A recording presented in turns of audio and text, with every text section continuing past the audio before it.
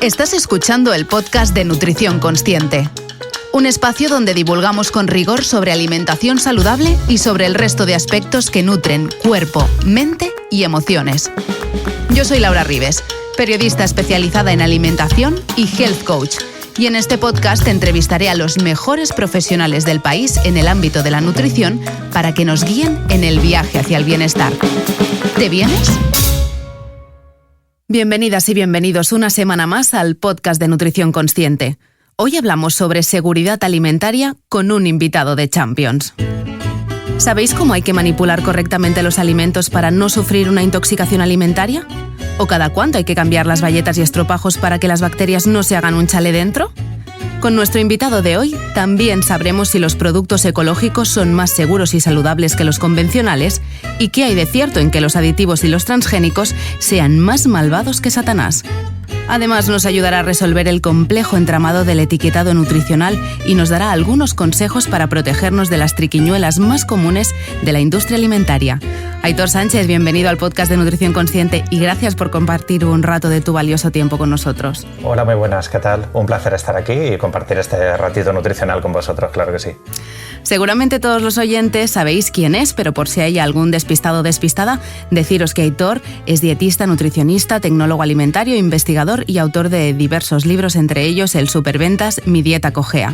También es divulgador de cabecera en varios medios de comunicación, además de podcaster senior, con su zumo de araña, podcast que conduce junto a su compañera en el Centro Aleris y también dietista, nutricionista, Lucía Martínez. Aitor, espero que este formato de podcast te haga sentir un poquito como en casa, aunque tengamos que grabar a distancia. No, por supuesto, los micrófonos llevan acompañándome mucho tiempo, yo estoy encantado. Me parece que la radio nos permite esa calidez para seguir aprendiendo y divulgar ciencia, así que seguro que va a ser un programa fantástico. Totalmente, además lo comentábamos antes de empezar el podcast, se nota la profesionalidad del micro que estamos usando, que suena genial. La profesionalidad amateur, ¿no? Porque bueno, no te creas, que da el pego muy bien, ¿eh? Aitor, entramos en materia. En tu primer libro, el Superventas Mi Dieta Cojea, dices que ahora comemos con mayor seguridad, pero peor que nunca. Pero Aitor, ¿es lo mismo seguridad que inocuidad? Porque creo que el matiz es importante. Sí, es muy importante porque la seguridad alimentaria, en el concepto un poco en el que lo entendemos de seguridad alimentaria, siempre nos referimos a que comemos de manera segura, es decir, que no vamos a tener toxinfecciones. Aquí me gusta hacer un paréntesis porque si leemos el término seguridad alimentaria en inglés, nos lo vamos también a encontrar con otra acepción importante, que es la de la seguridad alimentaria, pero que tienen las poblaciones para poder acceder a los alimentos, ¿no? Es decir, que yo viva en una comunidad donde puedo tener soberanía alimentaria, donde puedo acceder a agua, donde a lo mejor tengo dominio de mis cultivos, pero bueno, el mayor número de veces que escuchamos seguridad alimentaria es que no nos dé algo, que no tengamos una infección ni una toxinfección. Es cierto que afortunadamente y en un contexto como el europeo se come muy seguro. Los alimentos están muy trazados, desde la producción hasta que nos llegan, y la verdad es que tenemos muy pocas alertas alimentarias. Y cuando sale una, enseguida se retiran los productos, sale en televisión y en medios, y podemos responder muy rápido. ¿Qué es el problema? Que aunque tengamos alimentos que sean muy seguros, eso no quiere decir de hínchate a todos los que quieras, porque pueden venir otros problemas de salud. De salud en cuanto a nivel nutricional, que vemos que la gente a lo mejor se hincha a bollería y a galletería, alimentos que son muchas veces superfluos, muy seguros, ¿eh? No te va a dar no te mueres por comerte un pollo, claro. Claro, no te va a dar una infección, pero ahí tienes el día a día.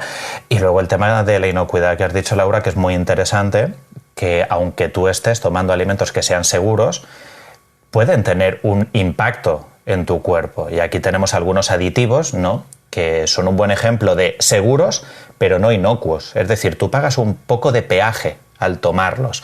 Tenemos ejemplos como algunos conservantes, los potenciadores de sabor, que también te están acostumbrando a un sabor completamente irreal. Y entonces, claro, el día de mañana tú vas a querer que los alimentos te sepan mucho. Y también algunos edulcorantes que te acostumbran a sabores dulces y luego pues tu cuerpo te va a solicitar esa cantidad extra de azúcar y también va a afectar a tu microbiota en el intestino. Mira, sobre esto que dices, justamente he encontrado en Internet un artículo publicado este 2021 en una revista especializada que dice, textualmente te leo, que el E320 y el E321 se sospecha que pueden favorecer el desarrollo de cáncer, alteraciones inmunitarias, hepáticas y hormonales, y que son probablemente los aditivos alimentarios más cuestionables actualmente y su prohibición a corto o medio plazo es probable. Uh-huh. ¿Es así o es demasiado alarmante esta información que he encontrado en Internet? Bueno, en realidad es un titular que dentro de lo que cabe no entra en un amarillismo excesivo, ¿no? Dice podrían, y la verdad es que para eso estamos haciendo siempre las evaluaciones continuas, ¿no? Que se hacen, en el caso de Europa la hace la EFSA, que es la Autoridad Europea de Seguridad Alimentaria, y bueno, pues ahí eso es lo que está haciendo. Creo que los que has dicho son conservantes, el BHA, si no me equivoco, no me lo sé de memoria. Exacto, sí, BHA es el 320. Pues mira, menos mal. Sí. Está bien, ¿no? Alguno no sabemos. Y bueno, pues es cierto que esto lo acabamos retirando, o a veces incluso se controlan las dosis, ¿no? Que se añadan en menores cantidades o de algún uso diferente. Aquí tenemos el caso clásico, tradicional, que se ha dado con los nitratos, con los nitritos, que están presentes en los embutidos. Y una de las malas prácticas que hacemos con los embutidos es someterlas a altas temperaturas.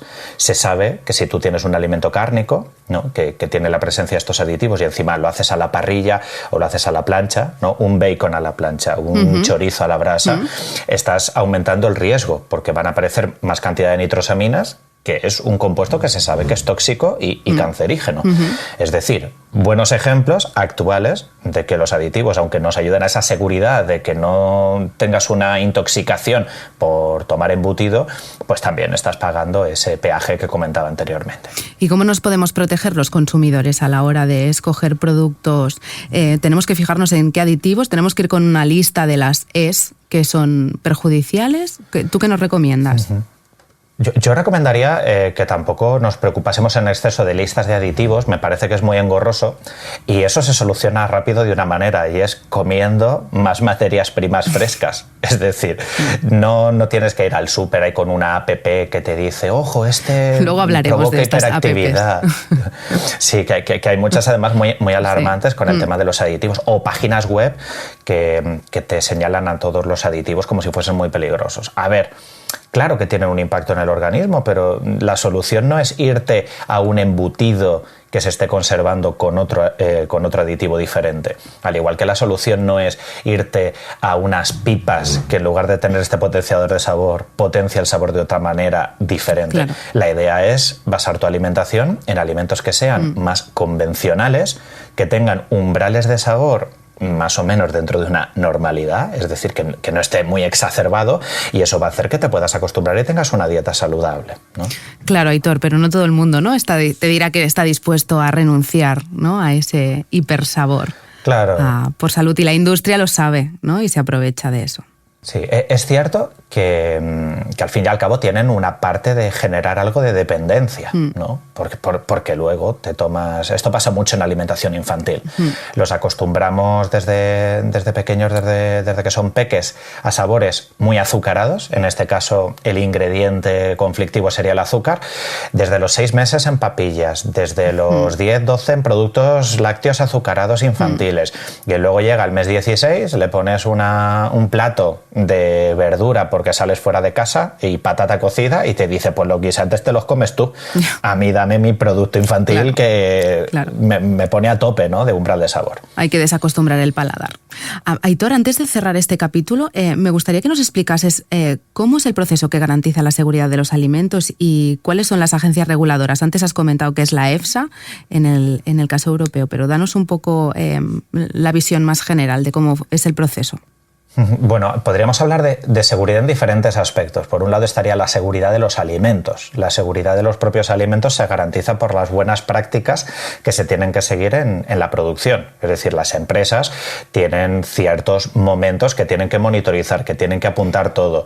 Está el análisis de peligros y de puntos de control crítico, que una empresa tiene que tener ese plan para que identifique peligros que están en su cadena de producción, ¿no? Por ejemplo, en el momento en el que recibo la mercancía, tengo que comprobar que no esté agujereada, que no haya podido aparecer tierra o que estén los alimentos perfectamente sin haber recibido golpes, ¿no? Son ideas, momentos. Al igual que otro punto de control podría ser, me voy al otro extremo, al final, que los envases presenten una regularidad en la forma, que cuando hayas hecho ese envasado en un Tetra Brick, que no aparezca el Tetra Brick hinchado o que tenga ningún daño externo, ¿no? Durante toda la cadena vamos verificando. Esa sería una forma importante de cómo se garantiza esa seguridad. Y luego con el tema de los aditivos, lo que acabamos haciendo es estudios científicos en los que vemos a partir de qué nivel empiezan a generar efectos adversos en nuestro organismo. Imagínate que estamos haciendo o ensayos con animales o ensayos con humanos y vemos que a partir de esta dosis, imagínate que es de 1 miligramo de ingesta, empezamos a ver problemas para la salud, que nunca son problemas graves, que a lo mejor puede ser diarrea, un dolor intestinal, un dolor de cabeza, pero te aparece. Y entonces, en ese nivel, coges un margen de seguridad y entonces divides, lo que muchas veces divides esa cantidad por 100. Es decir, hay algunos aditivos que su nivel máximo, su nivel tope, en el que se pueden añadir a un alimento, es 100 veces inferior a ese momento en el que nos empezaron a provocar una pequeña molestia, ¿no? Así que tenemos márgenes. Mucho margen, claro. Mucho margen. El problema, y aquí sí que me gusta relativizarlo un poco, es que cuando hacemos estos ensayos de toxicidad siempre miramos como aspectos muy agudos, ¿no? Como un daño específico. Pero, por ejemplo, no tenemos maneras de valorar cómo podrían ser daños un poco más intangibles. ¿A qué me refiero? Por ejemplo, no hay estudios que hablen del daño que genera un edulcorante por acostumbrarte al sabor dulce. Eso no se considera un daño, pero a nivel nutricional sí que nos gusta, sobre todo a los dietistas nutricionistas, considerar estos aspectos. O que un potenciador de sabor te pueda acostumbrar a una mala alimentación. Claro, es un daño indirecto. Claro, es como lo que dicen del glutamato monosódico, ¿no? Que no es malo en sí, pero sí el hecho de que, ¿no?, como que da ese sabor tan fuerte a los alimentos, seguramente te hará comer más, ¿no? Y eso, pues a la larga, si todo tiene glutamato, ¿no?, pues igual puedes desarrollar un sobrepeso. ¿Hablaríamos de algo así? Sí, o malos hábitos. Tenemos el ejemplo de que además el glutamato monosódico sí que se ha estudiado en su nivel de toxicidad, que si lo añades en grandes cantidades sí que te puede generar lo que se llamaba anteriormente el síndrome de restaurante chino, porque se utilizaba en gran cantidad, se puede acompañar de jaqueca, de dolor de cabeza, pero insisto, cantidades altas. El problema que va a recibir la sociedad por el consumo de glutamato no va a ser tanto el de un dolor de cabeza porque te has hinchado un día a salsas de restaurante asiático, sino del, mira, es que estoy enganchado a estas pipas que le han añadido potenciador de sabor y hacen que tenga una alimentación menos saludable en 3 horas. Y Aitor, ¿el efecto acumulativo de tomar muchos aditivos, esto se ha estudiado? Pues mira, es uno de los temas que siempre se señala un poco como controvertido, es decir, oye, ¿qué pasa en un entorno real cuando tú estás mezclando diferentes aditivos y es un consumo crónico? Pues es cierto que tampoco tenemos unos estudios muy robustos a largo plazo de esa seguridad. Aquí también, por otro lado, hay que hacerse otras preguntas, es decir, ¿tenemos algún mecanismo que nos podría explicar que este aditivo pudiera ser peligroso a largo plazo? En algunos casos dices, mira, no, es que este aditivo no se acumula, este aditivo tampoco tiene unas sinergias y un efecto que se multiplica cuando lo mezclas con este otro. Parece ser que no hay indicios, ¿no?, que nos pueda hacer ver una peligrosidad a largo plazo. Yo creo que el problema donde sí que deberíamos ser un poco más exigentes y empezar a plantearnos otras cuestiones a largo plazo debería ser con esas cuestiones, ¿no? Aditivos que a lo mejor te están cambiando la microbiota, tus hábitos alimentarios o incluso tu relación con la comida. La solución, en cualquier caso, es sencilla, ¿no? Es dejar de consumir tanto procesado y pasarnos más, pues, a alimentos que directamente no llevan ni etiqueta. Sí, sobre todo evitar, ya no tanto procesados, porque procesadores de alimentos hay muchos, ¿no? Es decir, la legumbre en bote es un fantástico procesamiento, la verdura congelada. Ultraprocesado. Sí, ultraprocesados es una parte del problema, que es cierto que en los últimos años se ha puesto en el foco, que hay muchos alimentos ultraprocesados que son obviamente muy conflictivos. No hay casi ningún producto ultraprocesado que sea saludable, pero luego también es cierto que en un contexto como el español, en un contexto como el europeo, también nos encontramos alimentos que perjudican mucho a nuestra salud sin ser necesariamente ultraprocesados. Es decir, se toma una gran cantidad de harinas refinadas, que no son ultraprocesadas, se toma una gran cantidad de embutidos, que no son ultraprocesados, de bebidas alcohólicas, que no son ultraprocesadas, ¿no? Es decir, yo prefiero hablar, y tiene mucho más sentido, de hablar de alimentos que sean saludables o alimentos que sean factor de riesgo de enfermedades, y no hacer la guerra únicamente frente a las galletas y a los bollos, que sí que están ahí, pero ojo, que lo que finalmente suele llenar la dieta de las personas de nuestro contexto a veces no es tanto la bollería y la galleta, que están ahí presentes, pero a veces son los menús de pasta con tomate, los menús de arroz con huevo y los menús de canelones y lasañas constantemente, claro, sin presencia ninguna de verduras, que ese es otro tema, ¿no? Y del cual luego hablaremos por encima. Aitor, tú como divulgador siempre te has mostrado muy crítico con algunas de las prácticas de la industria alimentaria. ¿Cuáles creen que han sido sus mayores errores? Bueno, yo creo que la industria alimentaria ha tenido algunas prácticas y algunos abusos que no se les han hecho pagar. Es decir, que han salido muy de rositas. Han hecho publicidad engañosa y publicidad fraudulenta en muchos aspectos. Aquí tenemos ejemplos desde spots que han dicho auténticas barbaridades hasta etiquetados completamente engañosos en cuanto a lo que prometen. Durante mucho tiempo la industria alimentaria y sobre todo de algunos productos malsanos ha empezado a hacer algunas promociones y algunas promesas que no podía cumplir. Eso yo creo que es una de las prácticas principales que más ha perjudicado. Luego yo también diría que además de la propia publicidad, hemos tenido, desde un punto de vista hasta sanitario, otras industrias como farmacéuticas o de suplementos o de sustitutivos alimentarios, algunas prácticas que son como muy, muy dantescas, ¿no? Desde barritas sustitutivas, barritas adelgazantes, productos que te prometen que te van a quitar grasa localizada, y esto tiene un problema principal y que a mí me parece especialmente grave, es que se han compartido desde el seno sanitario, que a veces vas a una farmacia y te encuentras esos productos, o que te los está recomendando a lo mejor una persona que puede ser endocrino, pediatra, nutricionista, con la gravedad que tiene.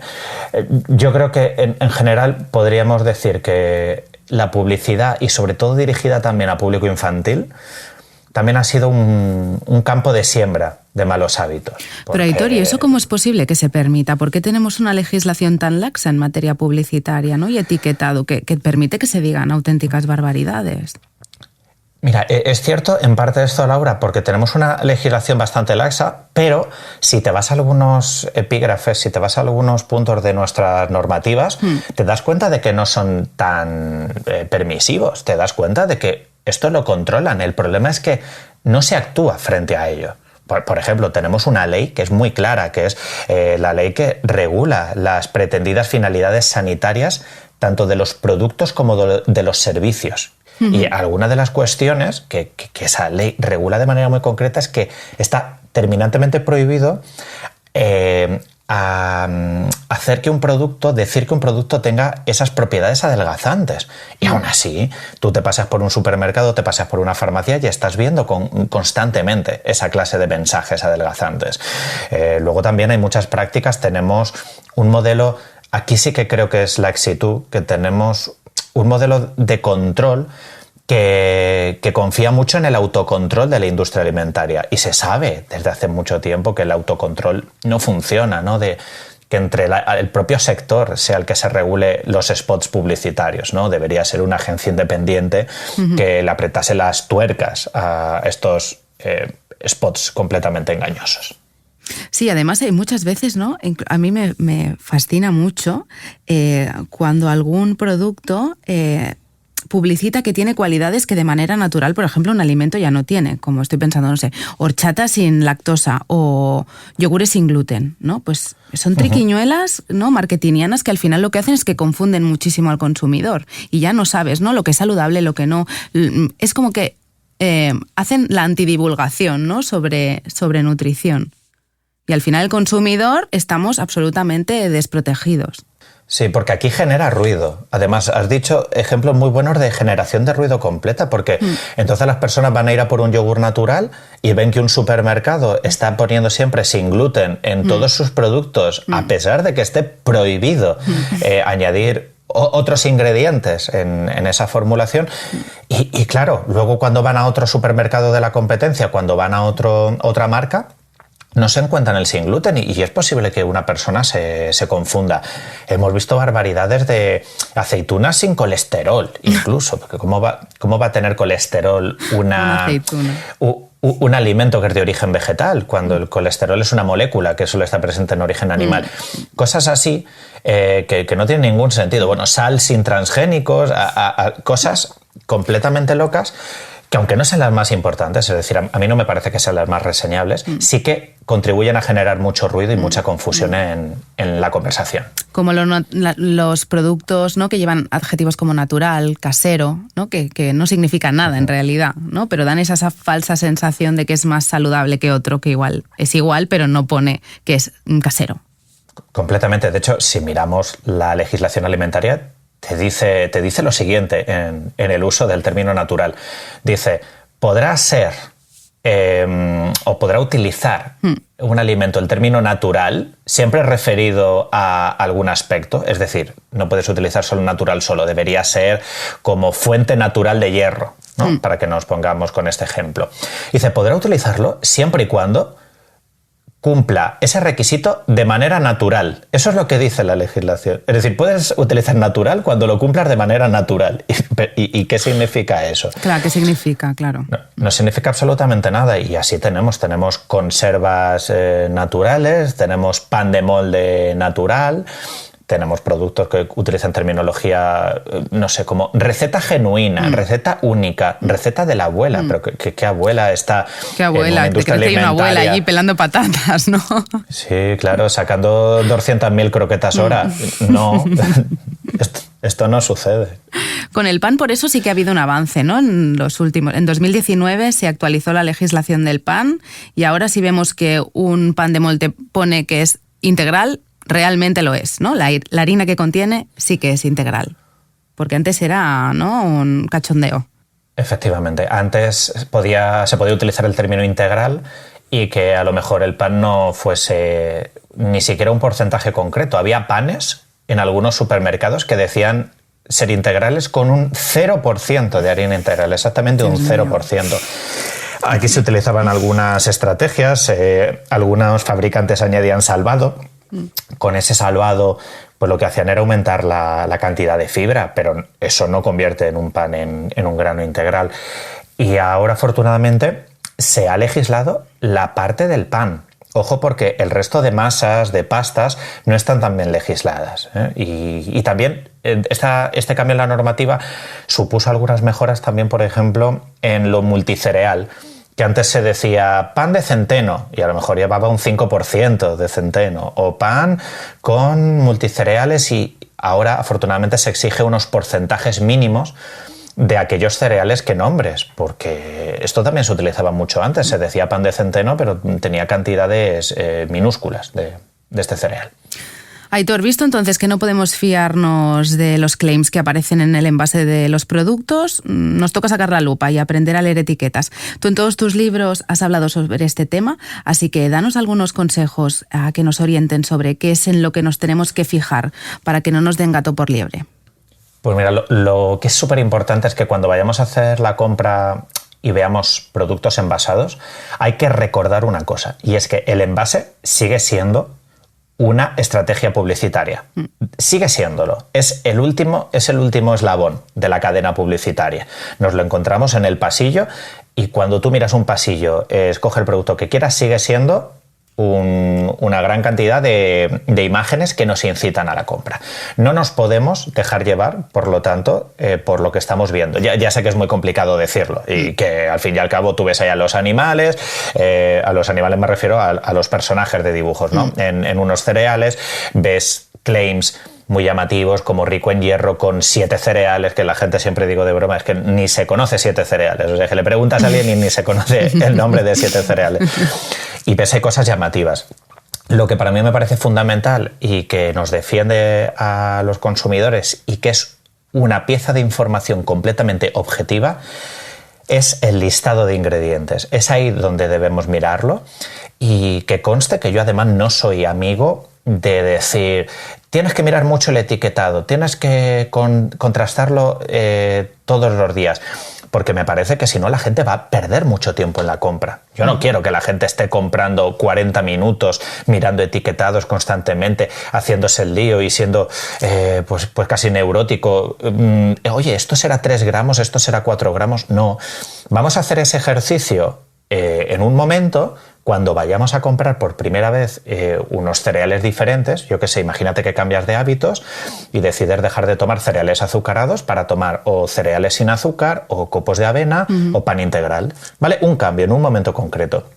Ese día, pues ahí te miras un poco más el etiquetado, te paras 5 minutos, te paras 6 y compruebas. Mira, estos cereales en los ingredientes solo tienen copos de avena. No tienen azúcar añadido, pues voy a escoger estos. O fíjate, esto es simplemente arroz hinchado o quinoa hinchada, no tiene nada más, no tiene nada. Vale, ahí hacemos esa inversión y el resto ya, pues ya tienes para 3 o 4 años de amortización, claro, de tu lectura de etiquetado. No siempre hay con la app y siempre con la lectura, porque si no, ese tiempo se te va a ir y al final lo podrías estar invirtiendo, por ejemplo, en pesar fruta o lo podrías estar invirtiendo en cocinar en casa. Aitor, por regla general, cuanto menos ingredientes, mejor. Por regla general, pero no es necesariamente así. Sobre todo esto es útil en algunos alimentos que están envasados, pero esto está bien un poco a modo de chascarrillo, ¿no? De, bueno, intenta que tenga la menor cantidad de ingredientes posible. Creo que no es el mensaje prioritario. Creo que eso se tiene que acompañar de muchos otros. El azúcar solo tiene ingrediente azúcar. Las galletas las podemos hacer en casa con 3 ingredientes y muchas veces han estado con harina, azúcar y aceite de palma. A mí me parece que es un poco una estrategia de clickbait. Hay que montar un dogma y vamos a decirle a la gente que tenga menos de 5 ingredientes. Yo soy más bien amigo de que la gente entienda que en algunos productos cuándo hay ingredientes que estén justificados y cuándo no. Te pongo un ejemplo, en el pan. Si tú vas a una panadería tradicional, artesanal, que trabajan bien el pan y van a hacer una fermentación lenta del pan, pues solo van a necesitar harina, levadura, masa madre y sal. Claro, si tú para hacer un pan a nivel muy industrial quieres obtener un resultado parecido y que huela bien y que tenga buen tacto, no lo vas a poder hacer si no has hecho una buena fermentación, y ahí le vas a tener que echar coadyuvantes, algún antioxidante, algunos elementos que faciliten la panificación. ¿Eso quiere decir que ese pan sea más perjudicial? No necesariamente, pero ya te está diciendo que esa industria ha tenido que maquillar un poco el resultado final para que esté tan competitivo como lo podríamos hacer de manera artesanal, ¿no? También hay productos que tienen una cantidad muy larga de ingredientes porque tiene especias, porque tiene sabores, porque puede ser una receta. Que creo que quizás tendría más sentido indicarle a la gente ciertas claves en ciertos tipo de ingredientes. Ahí es donde creo que está la clave. Por ejemplo, nos vamos a las galletas, pues lo primero, te has equivocado de pasillo. No va a haber galletas que sean saludables. Esto hay que dejarlo claro, no existe. Claro, no inviertas 25 minutos en buscar la mejor galleta.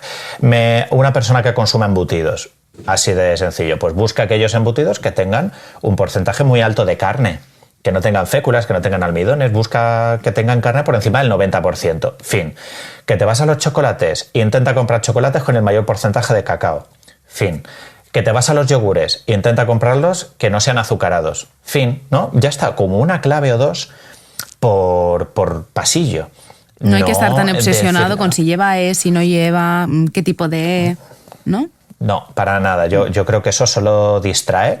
Y además es que seguramente con las pautas que solemos recomendar eso se va a cumplir. ¿A qué me refiero? Si finalmente le vamos a recomendar a la gente que el yogur más saludable es el yogur natural, ¿dónde están las E's en los yogures? Pues están en las natillas, están en las copas de chocolate, están en los postres lácteos, ¿no? Porque a lo mejor ha habido que espesarlos, que hacer que emulsionen correctamente. Claro, cuando tú comes sano o escoges los mejores productos, indirectamente ya estás haciendo esa elección de los que no hay que maquillar necesariamente con aditivos. Aitor, precisamente para evitar los engaños publicitarios y facilitar a los consumidores saber detectar cuáles son los productos malsanos, el Gobierno ahora quiere poner en marcha el semáforo nutricional o Nutri-Score. Explícanos exactamente en qué consiste esto y tú por qué dices que no te acaba de gustar. Bueno, pues Nutri-Score lo que pretende es intentar mostrarnos de una manera rápida y sencilla si un alimento es saludable o no saludable. Pero insisto, eso es lo que pretende. Hay que tener en cuenta de todos modos y partiendo una lanza a favor de todos los etiquetados frontales, sea cual sea Nova, sean los hexágonos de advertencias que hay en otros países, es muy complicado intentar mostrar de una manera rápida y sencilla si un alimento es sano o no. ¿Qué es lo que sucede y por qué está siendo tan polémico Nutri-Score? Nutri-Score es una especie de semáforo que nos va a decir si un alimento es sano con la letra A verde hasta una graduación hasta la E roja, en la que hay varios grises, ¿no? A, B, C, D, E. Y entonces tú te puedes encontrar una A verde, supuestamente un alimento súper sano, y una E roja como un alimento que es, deplorable. El problema es que para sacar esa nota final de este examen, Nutri-Score le hace unas preguntas al examen a los alimentos que no son del todo acertadas, ¿no? Es como si todos los alimentos del mundo fuesen al examen y las preguntas que se les hacen al alimento son las siguientes. ¿Tú tienes muchas calorías? ¿Tú tienes mucha grasa? ¿Tú tienes mucha grasa saturada? ¿Tú tienes mucho azúcar? ¿Tú tienes mucha sal? Esas son las 5 preguntas que les hace. Luego es cierto que tiene como algunas correcciones. Es como si para el examen hayas podido ir al examen con positivos, con buen comportamiento. ¿No? Bueno, si eres una fruta te Trabajo voy a subir para subir nota, ¿no? Eso es. Pero no cuenta tanto, ¿no? No cuenta tanto, es un positivo. Y si eres una fruta, pues tienes algún positivo. Si tienes fibra, tienes algún positivo. Claro, ¿cuál es el problema? Tú no puedes evaluar a todos los alimentos que tenemos en el supermercado con los mismos criterios. Esas 5 variables que he dicho que Nutri-Score le pregunta igualmente a un refresco o a unas aceitunas en conserva pueden hacer que penalice a uno y que favorezca al otro. Mira, fíjate, Laura, con este ejemplo, ¿no? Energía, grasa saturada, sal y azúcar. Pues si ninguna de esas 5 cosas la tiene un refresco edulcorado. No tiene energía, 0 calorías, no tiene grasa saturada, no tiene azúcar y no tiene sal. Claro, parece que es maravilloso un refresco azucarado. En cambio, fíjate si nos vamos a otro alimento, el aceite de oliva, ¿no? Que ha sido tan polémico, o los frutos secos o las aceitunas. ¿Qué tienes? ¿Tienen energía? Sí, claro, son alimentos que tienen grasa saludable, pero es que Nutri-Score no te está preguntando tu grasa saludable, te está preguntando que cuánta tienes. Luego te mide solo un tipo de grasa específico, la saturada, que ni siquiera tiene por qué ser la peor, porque hay grasas saturadas que son más sanas y otras que son mal sanas. No sé, podría haber hasta preguntado las grasas trans, en todo caso, que estaría casi más justificado. Cantidad de azúcar, la sal, pues así tenemos muchos errores, ¿no? Y es lo que está despertando tanta polémica, que te encuentres puntuaciones que no son acordes a la realidad. Claro. Y la gente se pregunta, ¿cómo es posible que unos cereales de desayuno azucarados sean más saludables que unos frutos secos? Pues porque el modelo no está bien hecho. Claro, y se carga todo el trabajo que estáis haciendo desde la divulgación absoluta, porque es un elemento más de confusión hacia los consumidores. Sí, porque yo creo que presenta una nueva traba, una nueva triquiñuela para aprender. De todos modos, y yo que soy muy crítico con Nutri-Score, también me gusta relativizarlo, porque llevamos unos meses como que le están cayendo un montón de bofetadas y bien, con toda la razón, ¿no? Pero bueno, que al fin y al cabo vamos a tener algo que no teníamos anteriormente. ¿Qué quiero decir con esto? Llevamos 20, 30 años con un modelo de etiquetado que no nos da nada de información, que siempre le tenemos que decir a la gente, mira el listado de ingredientes, Pues a lo mejor en un escenario optimista nos acabamos acostumbrando a Nutri-Score y ya la gente se aprende dónde suelen estar las trampas del Nutri-Score, ¿no? Por ver esa parte optimista, ¿no? Y a lo mejor la gente dice, bueno, los cereales siempre salen muy bien puntuados, pero son cereales. Eso sería un escenario optimista. El escenario más pesimista que tengo yo es el de que todavía no sabemos cómo nos vamos a comportar en la compra con Nutri-Score. Y es que, por ejemplo, como solo está en alimentos envasados, una de las dudas que nos puede surgir es, oye, a ver si la gente, ahora que va a haber un montón de letras A, E y B en la compra, a ver si va a comprar más de esos productos y va a comprar menos fresco. Claro. Porque las berenjenas no tienen Nutri-Score y las alcachofas no tienen Nutri-Score. Eso es una duda interesante de a ver cómo funcionará el comportamiento de compra. ¿Y qué opinas de aplicaciones móviles tipo Yuka, My Real Food App o el Coco que leen las etiquetas con el escáner del móvil y te dicen si el producto es sano o no? Bueno, creo que dan información, ¿no? Dan información, creo que puede ser interesante. Creo que también utilizan criterios. Fijaos, ¿no? Tenemos como 3 principales en España y las 3 utilizan criterios diferentes, ¿no? Que aquí ya la gente puede decir, madre mía, pero si es que no os ponéis ni de acuerdo en evaluarlos, ¿no? Aquí ya tenemos una cierta cuestión. Por ejemplo, por criticar o dar un aspecto positivo y negativo de las 3, el Yuka se basa en una puntuación lineal, que eso es muy preciso, ¿no? De 0 a 100, a la gente le gusta porque puede clasificar, pero como que se centra demasiado en si los productos son ecológicos, se centra demasiado en que si los productos tienen aditivos. A veces acierta, ¿no? Porque curiosamente a lo mejor un embutido que no te sale tan mal en Nutri-Score, pues Yuka lo corrige por los aditivos, pero claro, no puedes ir corrigiendo los alimentos aditivo por aditivo. My Real Food App, bueno, pues podríamos coincidir en la gran cantidad de clasificación de los alimentos, pero más bien es una app que no está hecha para evaluar alimentos, es una app que se ha realizado para hacer comunidad, para que la gente participe, para que luego se divulguen a través de ellas estrategias de marketing digital y se le vendan otros productos. Está un poco como para crear conversación y finalmente es el criterio que dice un grupo de nutricionistas, que no tiene por qué ser el mismo en todas las personas, ¿no? Y la clasificación también es un poco vaga en cuanto a si algo es comida real o no es comida real. Y luego el Coco, que a mí personalmente creo que es la que es más rigurosa y que también tiene unos criterios muy transparentes, ¿no? Porque además los comparte y son como muy libres. Es cierto que para algunas personas le parece poco aplicable, porque dice, bueno, vale, me das la información, pero luego ¿qué hago? Que es un poco lo que le pasa a la gente de My Real Food App, ¿no? Que lo que quieren es que les diga a alguien si se lo come o no se lo come, ¿no? Que a veces el consumidor queremos esa simplicidad máxima, ¿no? De pero ¿me lo puedo comer o no me lo puedo comer? Mira, esa decisión es tuya. No la tiene que tomar otra persona por ti. Creo que tienen un recorrido anecdótico a nivel de información. Creo que ha habido muchas personas que las ha estado utilizando, pero seguramente incluso los propios usuarios de esas apps habrán dicho ahora pero si una vez que yo ya lo sé, no necesito la app.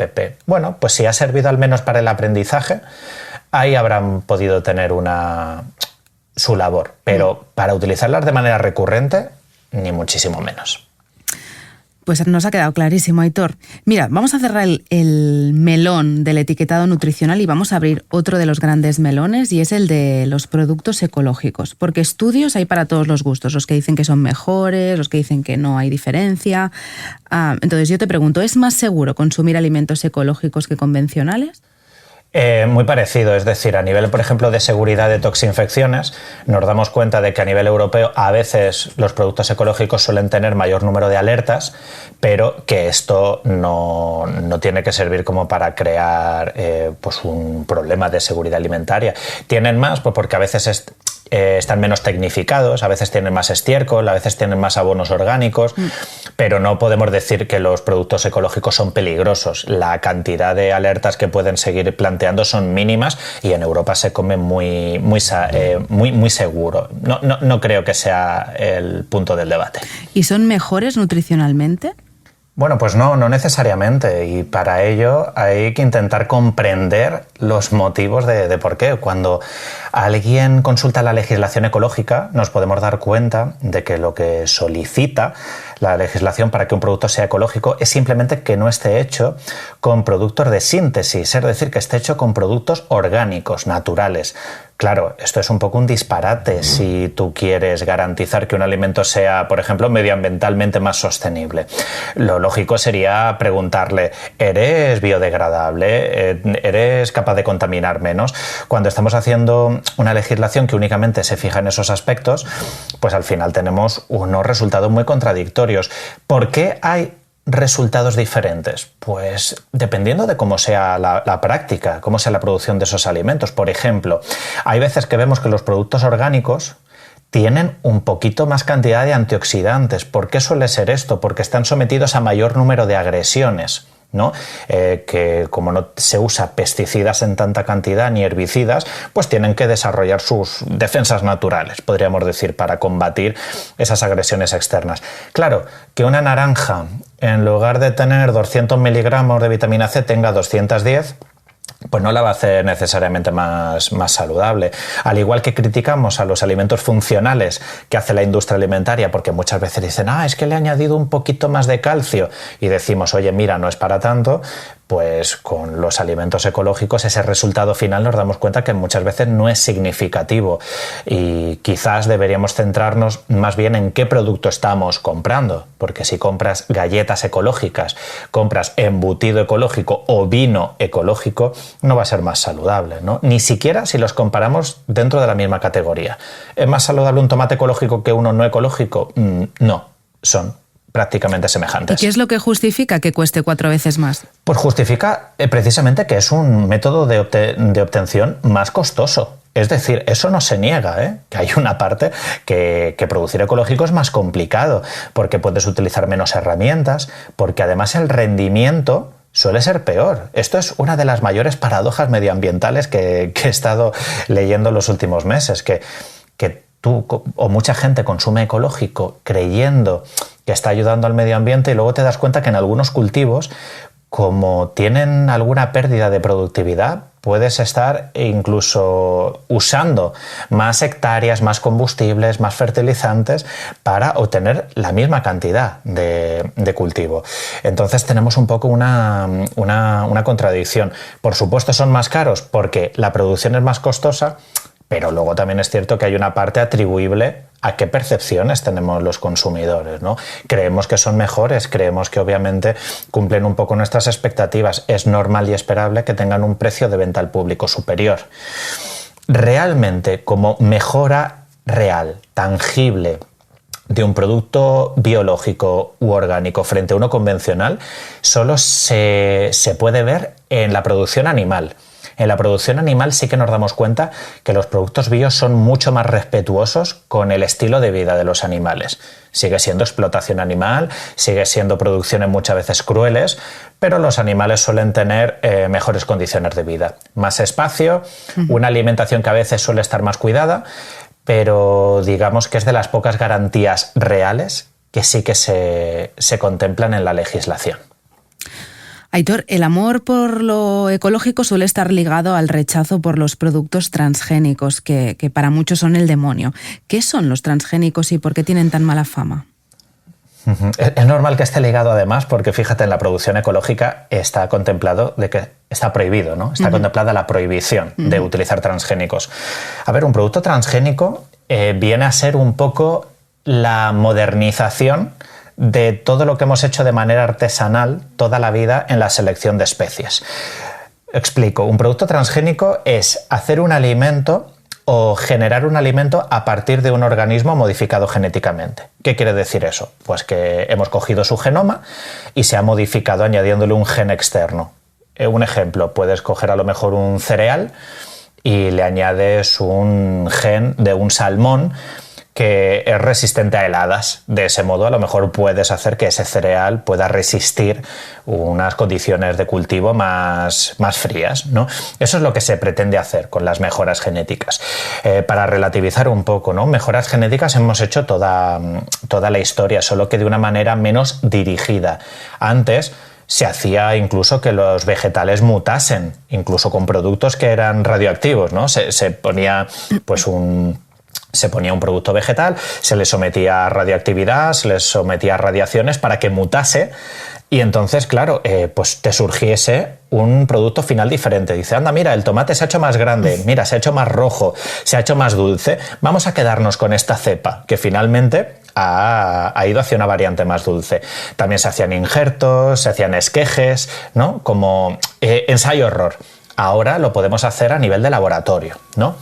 Hay una polémica muy grande con los alimentos transgénicos y es que parece o se dice que lo que están haciendo es generar grandes monocultivos, que están deforestando, que están utilizando muchos herbicidas. Y tienen razón, pero tampoco la tienen. ¿A qué se debe esto? Pues que realmente no es culpa de la tecnología transgénica, es culpa del modelo de producción que tenemos. Es como si yo dijese, las vacunas están aumentando el número de patentes y el número de monopolio de las farmacéuticas. Claro, pero esto no es por las vacunas en sí mismo, ni por los transgénicos en sí mismo, es por el sistema capitalista en el que vivimos, que lo que hace es que pues, se puedan patentar ciertas cosas o que estemos primando únicamente la productividad. Claro, es normal si se desarrolla un maíz que es muy productivo y lo único que tenemos en cuenta en el mercado internacional es que los cultivos sean muy productivos, al final van a tender los agricultores a obtener las semillas del que genera más rendimiento. Pero esto hay muchas formas de combatirlo, ¿no? ¿Y tienen un impacto en la salud? ¿Esto se ha estudiado? Sí, bueno, de hecho los transgénicos son de los alimentos más estudiados de manera individual. Para que un alimento transgénico pueda salir a la comercialización, un alimento transgénico, comercialización para humanos o comercialización para otros motivos, ¿no? Un fármaco, un pienso animal, ha tenido que superar los controles de seguridad más estrictos que tenemos ahora mismo a nivel comercial. Es decir, un alimento transgénico es mucho más estudiado que un alimento convencional. ¿Se han visto problemas de salud? Sí, pero anecdóticos. ¿Cuáles han sido esos problemas de salud? Alergias cruzadas. Me refiero, si yo a lo mejor pongo una proteína de una especie diferente en otro alimento, es posible que una persona desarrolle alergias si yo era alérgico a ese producto inicial, ¿no? Imagínate que yo soy alérgico al salmón y se mete una proteína de salmón en un cereal. Ahí hay un riesgo, ¿no? de poder tener una alergia, pero eso también se estudia, ¿no? Es decir, forma parte del propio control de calidad y del propio control de seguridad y supone más bien una cuestión anecdótica.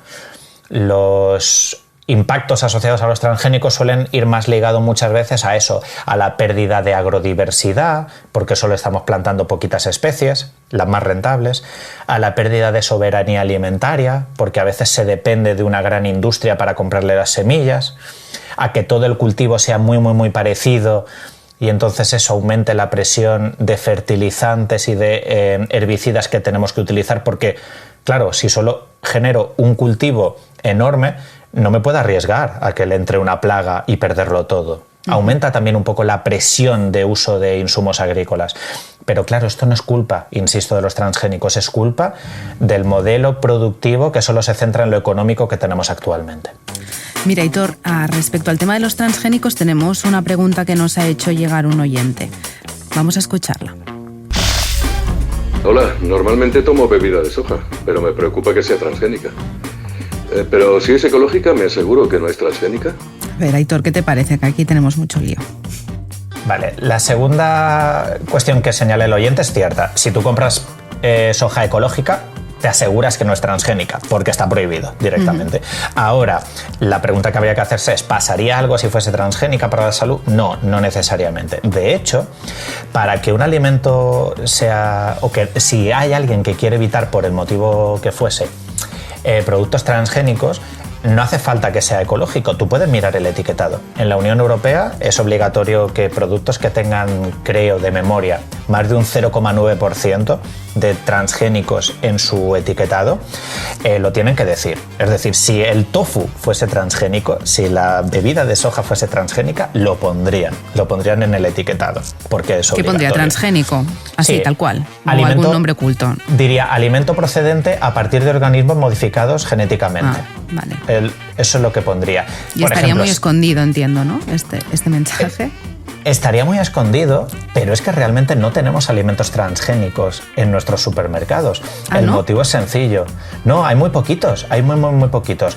El motivo es sencillo y es que como hay rechazo por parte del consumidor, las empresas productoras no se arriesgan a comercializarlos todavía.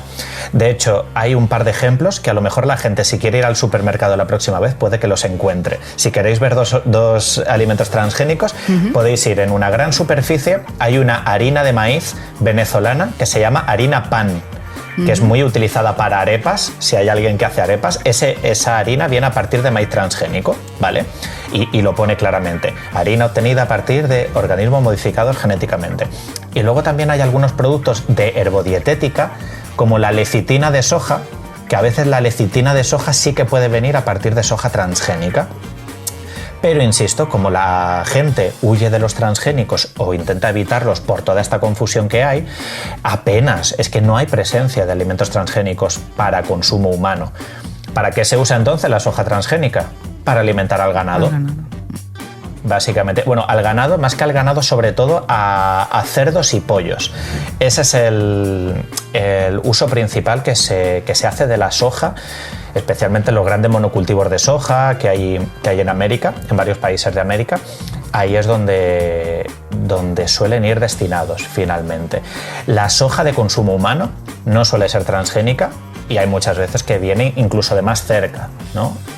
Por ejemplo, si soja europea hay en Francia, hay también en Bosnia, que es también muy típica encontrar, pero no suele venir de tan lejos. Y si pone soja de no Unión Europea, también a veces viene de China.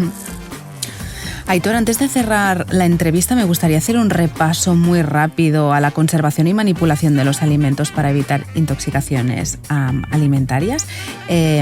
Sobre conservación de los alimentos, ¿cuánto tiempo puede estar un alimento en el congelador? Porque en mi caso, por ejemplo, y creo que en el de muchas familias, sabemos lo que entra, pero cuando sale ya es más relativo. Bueno, un alimento puede estar en el congelador durante muchísimo tiempo. Es decir, no sería ni siquiera peligroso si tenemos un buen congelador. Eso va a depender de las estrellas de congelación de nuestro frigo, y muy probablemente lo ponga detrás de la puerta cuando abramos. Claro, no es lo mismo frigoríficos buenos, modernos, que pueden mantener temperaturas por debajo de 21 grados bajo cero perfectamente, a ese frigorífico de casa de estudiantes que ya lleva inquilinos desde hace 20 años y que no cierra bien las gomas. Entonces, va a depender sobre todo de la vida útil. De todos modos, y pongámonos en el escenario de que los congeladores y frigoríficos funcionan correctamente, un producto congelado no tendría tanta fecha de caducidad, sino más bien fecha de consumo preferente. ¿Cuál es la diferencia? Pues la fecha de caducidad, entramos a hablar de fecha de caducidad en alimentos que pueden poner en riesgo nuestra salud. Es decir, la fecha de caducidad no se puede superar nunca, bajo ningún concepto, porque entonces puedes intoxicarte. Encontramos fecha de caducidad, por ejemplo, en carne fresca, la encontramos también en pescado fresco, en productos preparados que estén al corte, envasados en una bandeja, ¿no? Muy típico, ya a lo mejor una carne, un pescado preparado. En algunos productos lácteos que también puedan no estar, que obviamente estén a temperatura ambiente o refrigerados, porque les puede salir moho. Lo hemos visto alguna vez todo el mundo en algún queso, ¿no? Es decir, ahí sí que no se debe superar esa fecha. Mientras que la fecha de consumo preferente, como su propio nombre indica, nos habla de preferencia, pero no pasa nada si superases esa fecha. Lo que nos indica es que las propiedades del alimento no van a ser tan perfectas, es decir, es posible que cambie el sabor, que cambie el olor, que cambie el aroma, pero no va a entrañar un riesgo para nuestra salud. Pues mira, Aitor, sobre este tema, déjame que te ponga una pregunta de un oyente, a ver ¿Qué te parece? Hola, Aitor. Me gustaría saber si me puedo comer unos yogures que llevan caducados una semana. ¿Qué? ¿Una semana? Vale, pues bueno, aquí tendríamos lo primero. Esos yogures no estarían caducados. Esos yogures tendrían pasada su fecha de consumo preferente. ¿Qué es lo que pasa? Que además el yogur sí que es un alimento un poco más sensible porque está refrigerado y porque, digamos, no es como tan seguro como si fuese una conserva, ¿no? Que sabes además y que te da esas garantías de que las abre y puede estar pues años incluso, o una lata, ¿no? Que puede estar pasada y a lo mejor como mucho se ha enranciado. No pasa nada si te tomas un yogur una semana pasada la fecha de consumo preferente, siempre y cuando notes que no tiene nada el yogur, que no tiene ningún crecimiento de mohos, de levaduras, que no tiene olor raro. Porque, insisto, es fecha de consumo preferente. Como el envase a veces pues no tiene necesariamente que estar bien termosellado, a lo mejor en la manipulación o en el frigorífico se va dañando o se va humedeciendo el papelito de encima de la tapa, ¿no? Es decir, siempre hay que verificar el estado de los alimentos, más allá de las fechas. Una propia lata se ha podido perforar, se ha podido dar un golpe. Entonces, siempre hay que tener en cuenta que las fechas son en un estado ideal de conservación, ¿no? Y que por lo tanto, si ese yogur también lleva 2 meses rondando por el frigorífico, bueno, pues a lo mejor ha podido tener una pequeña abertura y entonces sí que sería más recomendable descartarlo. Pero por su naturaleza, que es un producto más ácido en el que han crecido bacterias lácticas, no dejan que hayan crecido bacterias patógenas. A lo mejor han crecido todavía más bacterias lácticas, ¿no? Y está eso ahí todavía más probiótico, ¿no? Que nadie lo haga en casa y que se aseguren todo el mundo, pero insisto, no debería por qué ser peligroso si está en buen estado. Y Aitor, respecto a la manipulación de los alimentos, yo conozco gente que lava los huevos, la carne y el pescado antes de cocinarlos. ¿Esto es una práctica recomendada o es arriesgada? Pues no es recomendada. De hecho, por ejemplo, en carnes y pescados lo que puede generar es que esparzas patógenos por la cocina. En el caso del pescado puede hacer incluso que pasen algunos patógenos de las vísceras también a la propia carne. Y en el caso de los huevos sí que estaría indicado. En el caso de los huevos sí que puede estar recomendado. Pero ojo, siempre antes de usarlo, no cuando los compramos. Os digo porque hay gente que a lo mejor compra los huevos, los lleva a casa y les pega un lavado para quitarle parte de las plumas o para quitarle parte de las deposiciones que hay de las gallinas en las cáscaras, los lava y entonces los mete al frigorífico. Lo que hacemos al lavar el huevo es quitarle también la parte protectora, la película que lo recubre, una especie de cutícula que también lo impermeabiliza. Si tú al huevo lo lavas y lo pones al frigorífico, lo que has hecho es que sea más sensible, le has quitado esa película, entonces va a tener menos vida útil, va a ir perdiendo volumen porque se va a ir escapando el oxígeno de dentro del huevo y también van a entrar más cantidad de olores dentro del huevo. Entonces yo lo lavaría únicamente justo antes del uso. ¿Y suficiente pero no con agua? En la compra. ¿O hay que echar vinagre o algún tipo de lejía alimentaria? No, nada, es más que nada y sobre todo se recomienda lavarlo un poco también por higiene de las manos, porque como la cáscara la tocas, el mayor peligro entonces queda en tus manos. Entonces, cuando tú lavas la cáscara del huevo y estás lavando tus manos a la vez, es ahí el mayor acto de prevención que haces. Y bueno, como a mí me gusta muchas veces decir que consuma huevos que no los casque en la propia sartén, ya, que lo clásico. hace mucha gente. Sí. Es un clásico, sí. Entonces esa parte de la sartén se queda con el huevo crudo. Que sí, que luego a lo mejor no necesariamente pasa para ahí, pero no es la primera vez que alguien casca el huevo en el borde de la sartén, hace un revuelto y luego vuelca la sartén por ese mismo sitio, sin darse cuenta, porque ya se te ha olvidado. Y a lo mejor puedes estar metiendo huevo crudo o partes de la cáscara del borde. Vaya. Y hablando de prácticas poco recomendadas, en muchos hogares es muy común que los utensilios de cocina, como las tablas de cortar o los cucharones, sean de madera. ¿Es un buen material para la cocina, la madera? No es un material perfecto, es un material que se puede utilizar. Hay madera para uso alimentario. Hemos hecho mucho hincapié en seguridad alimentaria de no usar madera, pero por poder se puede. Es decir, hay maderas que son más inertes, que no se suelen hinchar tanto y que por poder usar se pueden. Insisto, lo que es importante es pues tratarla bien. No puedes tener la madera criando microorganismos, que esté siempre húmeda y que pierda la película protectora que tiene por fuera. Es cierto que es preferible utilizar otra clase de superficies, pues más metálicas o plásticos, y que podamos ir renovándolos de manera regular, pero realmente no suelen ser el motivo principal de toxinfecciones en una cocina. No es tanto porque las superficies no sean las adecuadas. Las toxinfecciones en cocina, y sobre todo en el hogar, suelen venir por malas prácticas, porque la gente no hace las cosas en el orden que toca. Que te podría haber dado igual esa toxinfección, tengas tabla de madera o tengas unos utensilios de acero inoxidable magníficos. ¿Cuál es, por ejemplo, la típica práctica típica que es peligrosa y que mucha gente hace mal? Aquí nos gusta poner siempre el ejemplo de la ensalada César. La ensalada César es ese plato peligrosísimo en las cocinas porque es una receta que te vas a comer en crudo, pero que has tenido que calentar a la vez. Pollo, ¿no? O pollo rebozado o pollo que se va a saltear, la versión fácil y sencilla, que no es con un pollo rebozado, que es con un pollo plancha. Pues ahí hay peligro porque va a ser un plato que te vas a tomar en crudo, y lo que mucha gente hace es utilizar la misma tabla de corte del pollo para las hortalizas. Y entonces empiezas a hacer la ensalada César y partes primero pollo, lo pones a la plancha y luego te pones a pelar la cebolla, cortar la lechuga, cortar los tomates en esa misma tabla. Y a lo mejor solo le has echado un agua, a lo mejor has aclarado únicamente el cuchillo, pero queda algún restito de pollo.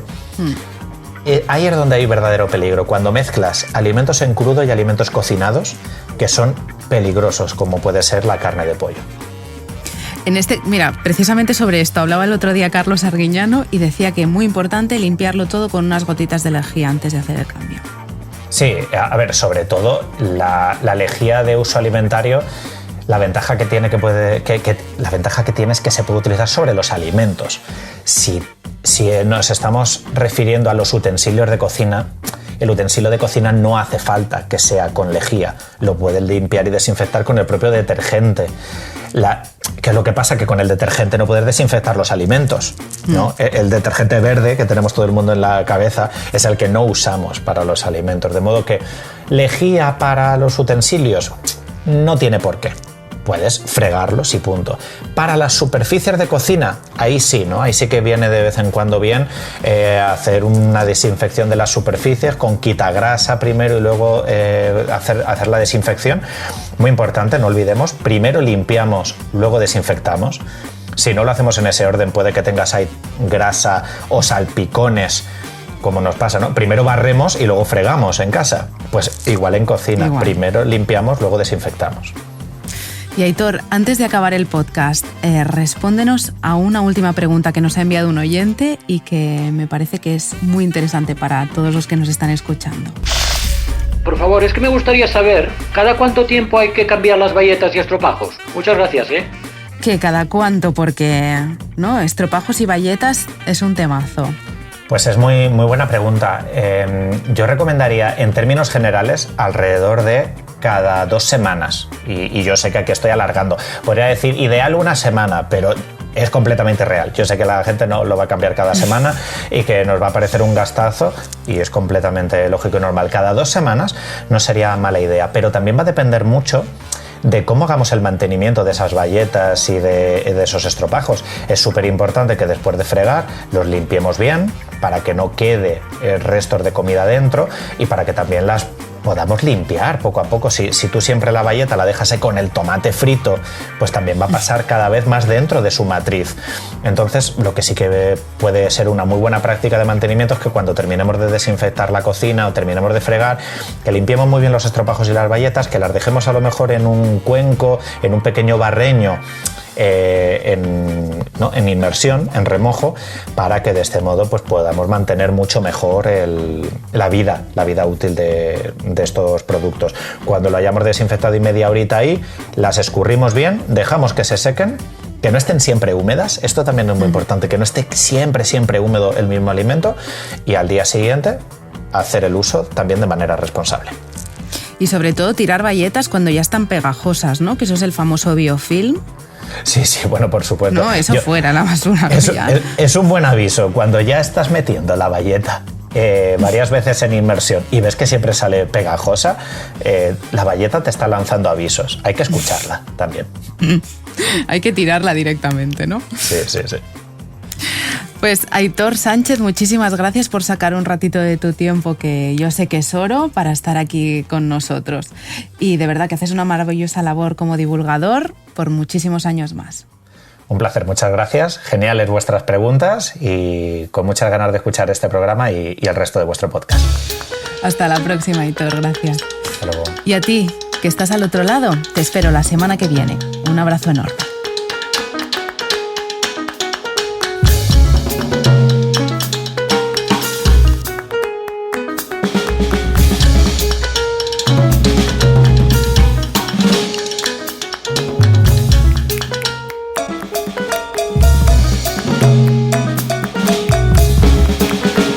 Has escuchado el podcast de Nutrición Consciente, una producción de Lascrit dirigida y presentada por Laura Rives.